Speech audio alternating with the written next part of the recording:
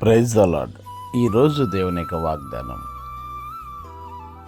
నా దేవుడు నా ప్రార్థన ఆలకించును. మీకా గ్రంథం 7వ అధ్యాయం 7వ వచనం.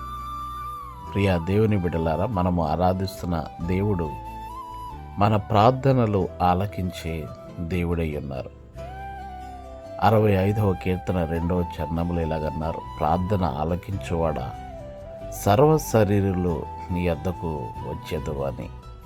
నిజమే, తనకు మర్రపెట్టు వారికి అనగా తనకు నిజముగా మర్రపెట్టు వారందరికీ కూడా ఆయన సమీపముగా ఉండి రక్షించే దేవుడై ఉన్నాడు.